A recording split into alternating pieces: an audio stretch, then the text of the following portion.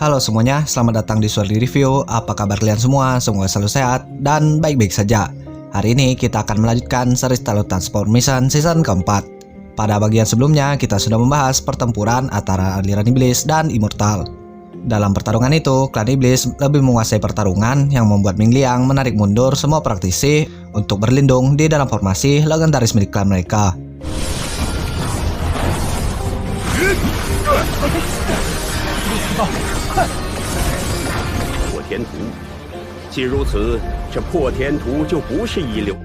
Pada waktu yang bersamaan, Xinyu dan yang lainnya melakukan penyerangan di istana Lian Yu yang membuat Wukong Yu terpaksa meninggalkan pertempuran.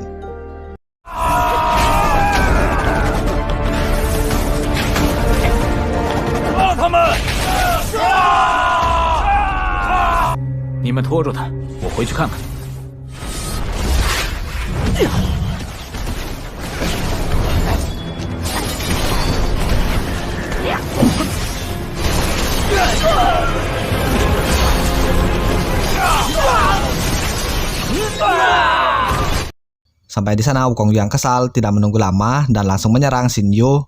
Xinyu yang masih berada di tingkat 6 kesengsaraan harus terluka karena perbedaan kekuatan dengan Wukong Yu yang sudah melewati 12 kesengsaraan.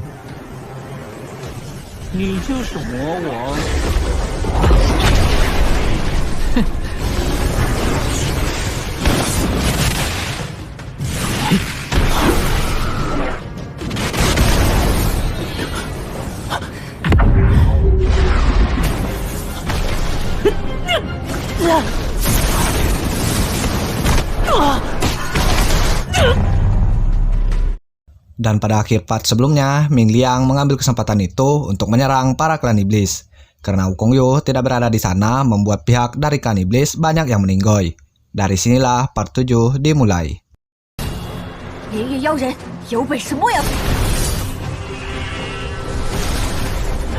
Di faksi Xingxi, Xinyu dan kedua saudaranya kembali menyerang, namun kali ini target mereka adalah faksi Xingxi untuk menyerang para murid yang ditugaskan untuk melindungi istana mereka pada saat Ming Liang dan yang lainnya sedang bertarung. Di sini para murid mulai takut karena melihat kekuatan yang dimiliki Xinyu dan kedua saudaranya. Namun mereka diancam oleh Yansu bagi yang membantah mereka akan meninggoy setelah masalah ini selesai. Namun sayangnya bukannya mengalahkan Xinyu, para murid di sana hanya mengantarkan nyawa mereka sendiri. Lihat hal ini, murid yang tersisa lebih memilih untuk melarikan diri dari sana daripada mati konyol di tangan Xinyu, dan payahnya lagi, Yansu juga ikut melarikan diri.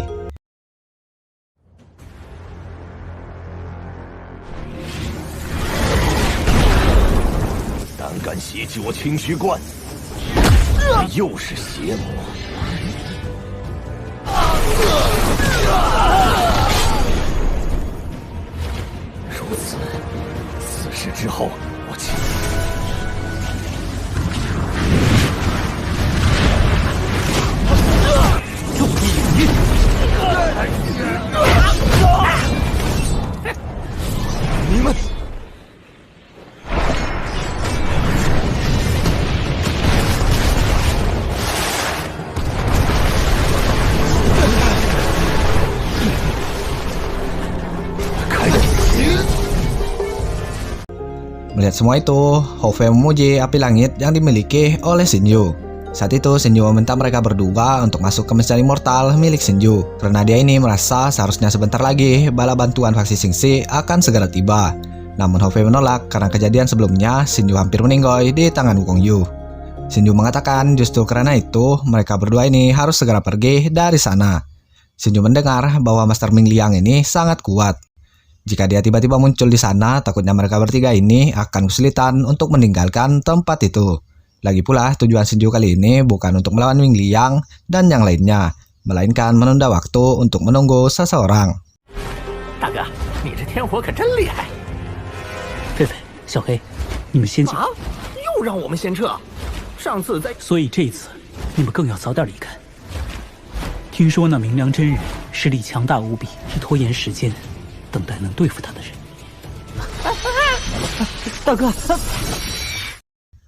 Melihat Hou Fei dan Heiyu yang sudah pergi dari sana, Yansu keluar dari formasi.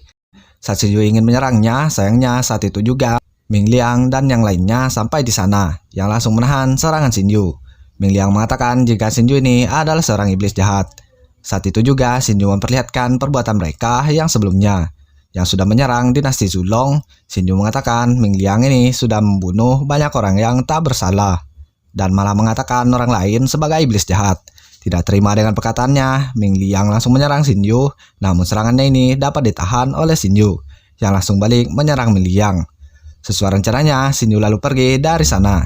Saat itu juga terjadi aksi kejar-kejaran. Xinyu yang melarikan diri terus membakar istana faksi Xingxi. 你这邪魔！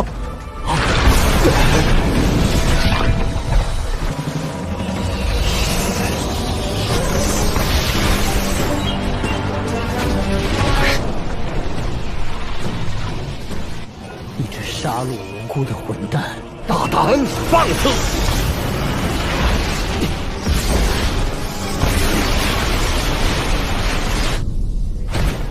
哪里逃！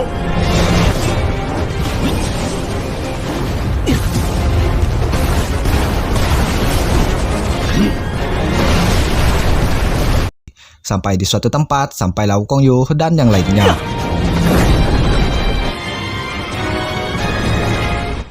Wukong Yu mengatakan, Xinyu ini sangat berani membakar faksi Xingxi dan para murid di sana. Ming Liang meminta Wukong Yu tidak memprovokasi karena sebelumnya mereka sudah membuat kesepakatan untuk bekerja sama. Untuk sementara ini kita panggil saja Xinyu ini sebagai Tianhuo. Lanjut, ternyata sebelumnya mereka sudah membuat kesepakatan untuk bekerja sama membunuh Tianhuo. Yang mana sebelumnya Wukong Yu mengatakan jika Ming Liang segera kembali membunuh Master Tianhuo, dia berjanji tidak akan mengambil kesempatan. Namun Ming Liang merasa karena Tianhuo menyerang istana Lianyu dan bisa melarikan diri dari Wukong Yu, walaupun Ming Liang kembali sekarang, dia sendiri juga tidak dapat menangkapnya karena Master Tianhuo ini pasti memiliki senjata khusus. Karena ini adalah ancaman bagi kedua belah pihak, Ming Liang meminta mereka sementara ini untuk bekerja sama membunuh Tianhuo. Kembali ke tempat mereka sekarang, yang mana Wukong Yu penasaran mengapa Ming Liang sangat ingin membunuh orang ini. Saat itu juga Ming Liang mengatakan jika orang ini berasal dari benua Xianlong dan juga mengklaim untuk membalaskan dendam manusia di benua Xianlong. Wukong Yu terkejut mendengarkan hal itu. 虚冠把清虚派弟子烧了个七七八八，就莫要再挑起纷争。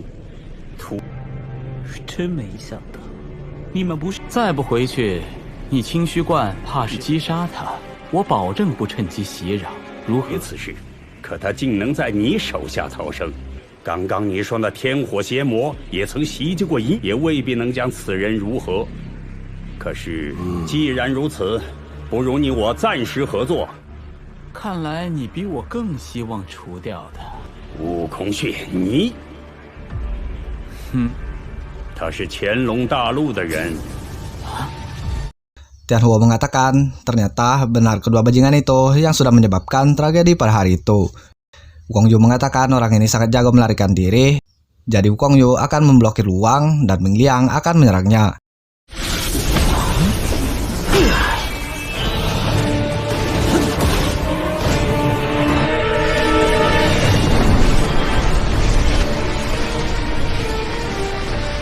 Saat itu juga serangan Ming Liang tiba-tiba ditahan oleh seorang.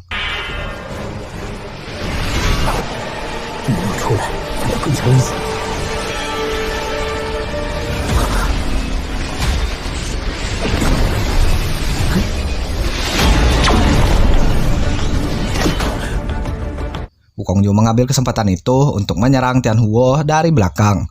Melihat Tianhuo yang terluka, kedua saudaranya pun keluar dari mesin immortal. Saat itu juga Song Ju muncul di sana yang membuat Ming Liang dan Wukong Yu makin terkejut.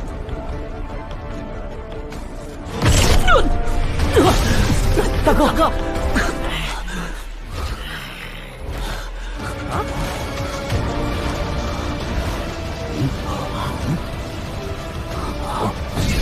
小友，你受伤了。 Wu He yang ingin bertindak langsung ditahan oleh Wukong Yu karena orang yang ada di depan mereka ini adalah penguasa Pulau Iblis Rock, yaitu Song Ju, Iblis 12 Kesengsaraan, yang tubuh aslinya adalah binatang ilahi tingkat super. Saat itu Tianhuo berterima kasih kepada Song Ju karena sudah datang tepat waktu untuk menolongnya. Saat itu juga Tianhuo berubah yang ternyata adalah Xinyu. Shin Yu memperkenalkan Songju pada kedua saudaranya bahwa dia ini yang sudah diceritakan kepada mereka, dan memperkenalkan kedua saudaranya kepada Songju bahwa mereka juga merupakan murid dari Paman Lan. Songju memuji mereka dan mengatakan tubuh asli Hofei adalah binatang ilahi tingkat super, yaitu air mata api. Shin Yu meminta ketua Songju untuk melihat tubuh asli dari Heiyu karena Shin Yu tidak tahu binatang ilahi seperti apa tubuh aslinya. Namun Songju tidak dapat melihat tubuh asli dari Heiyu. Melihat Heiyu dan Shin Yu yang sedikit kecewa, Songju meminta maaf atas hal itu. Di dunia ini ada banyak jenis binatang ilahi, terlebih lagi di antara beberapa binatang ilahi, selalu ada beberapa perubahan yang mendadak. Mungkin saja Heiyu adalah salah satu binatang unik yang belum pernah terlihat, jadi wajar saja jika tidak dapat mengenalinya. Namun dia yakin saudara ketiga Shin Yu ini merupakan binatang ilahi tingkat super. 闭嘴！那是鹏魔岛之主宗倔，他就是宗倔。听说原身乃是超，多亏宗前辈及时赶来。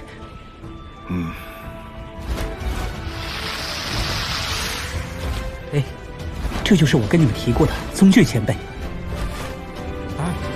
宗，你宗前辈，可否帮忙看看我三弟？真说不出来历。哎呀，亲，甚至可能有从未出现过的异。 Ming Liang kesal karena Songju menerobos masuk ke halaman Gunung Xingxi. Saat itu juga dengan kesal Songju mengatakan mereka sudah menyakiti saudaranya, yaitu Shin Yu. Mendengarkan itu semua orang di sana terkejut, ternyata orang di depan mereka ini adalah Master Pavilion Bintang. Ming Liang mengatakan pantas saja Songju membela orang-orang biasa di benua Xianlong. Songju sudah benar-benar menyinggung aliran immortal dan aliran iblis. Namun Songju mengatakan mereka sudah menyakiti saudaranya, untuk apa menceritakan omong kosong itu. Tanpa basa-basi, Songju meminta lukisan pecah langit dari Ming Liang. Maka dia ini akan melepaskan pegunungan faksi Xingxi. Jika tidak, jangan salahkan Lord Binatang Chaos jika mengabaikan persahabatan selama ribuan tahun. Perkataannya itu membuat Wukong Yu menjauh dari sana. Sangsi menganggap mereka sudah keterlaluan dan sedikit meremehkan Songju yang hanya membawa beberapa orang saja. Namun Ming Liang menghentikannya bahwa kekuatan Songju itu tidak berada di bawahnya. Jika benar-benar bertarung, takutnya mereka akan benar-benar mengacau di tempat itu. Yang terpenting saat ini yaitu menyelesaikan misi mereka, yaitu untuk melindungi lukisan pemecah langit. Tampaknya Ming Liang sedang menunggu seseorang dan membawa semuanya pergi dari sana. 宗倔，何故闯我秦？就是你们伤了我的秦羽小友。秦羽，星辰阁主，怪不得要为乾隆大陆的凡夫俗子出头。你们伤了我宗倔的兄弟，交出破天土山一脉，不然莫怪我暴了。区区数人就敢上门逼索破天土，威震四方？不可！魔道得理，难道就任他们如此？守好破天土，完成。 Melihat Wukong Yu yang belum pergi dari sana, Songju menanyakan mengapa dia tidak pergi dari sana. Apakah dia menunggu Songju untuk menyerangnya? Wukong Yu mengatakan Songju mengambil resiko memasuki Gunung Xingxi. Itu bukan urusan aliran mereka. Lakukan saja urusannya, dan Wukong Yu ini berjanji tidak akan ikut campur. Bahkan Wukong Yu juga dapat membantunya memperjelas hasilnya. Shin Yu meminta Songju untuk tidak mendengarkan perkataannya. Yang dibutuhkan sekarang yaitu kerjasama mereka. Lagi pula Shin Yu ini juga tidak meminta Songju melakukan sesuatu tanpa bayaran. Songju meminta Shin Yu untuk tidak khawatir dan ikuti saja rencana menghancurkan mereka. Setelah masalah ini dia pasti akan mencari Wukong Yu dan memberikan kompensasi pada Shin Yu. Karena Songju tidak akan membiarkan perjuangan Shin Yu sia-sia. Shin Yu mengatakan masalah mengenai mereka adalah urusannya sendiri. Pemimpin Pulau Zhong ikut saja rencana mereka, yaitu membantu Shin Yu untuk menembus formasi Lucy 10 esensi. Hal itu sudah sangat bagus untuk mendapatkan lukisan pemecah langit. Songju mengatakan jika begitu sekarang mereka akan pergi ke faksi Xingxi. Tidak begitu lama sampailah mereka di faksi Xingxi. Melihat kedatangan mereka, Ming Liang mengatakan dia sudah membawa para praktisi mundur ke formasi dan sudah memberikan Songju ini muka, apalagi yang ia inginkan. Songju mengatakan bukankah dia sudah mengatakan serahkan lukisan pemecah langit Jika tidak, semuanya akan menjadi rumit. Ming Liang mengatakan kekuatan Songju memang kuat, namun juga jangan terlalu sombong, karena dengan mengandalkan kuatannya sendiri, Songju tidak akan mampu menghancurkan formasi 10 sensei milik aliran mereka. Pada saat itu juga muncul seekor naga emas yang langsung menyerang formasi itu. Ternyata naga itu adalah Feng Tian, pemimpin dari klan naga. 先退入石眼幻阵自保，面子给。不是说了，交出破天土。你实力强大不假，可也莫要如此狂妄。难道攻破我清虚派仙家大阵？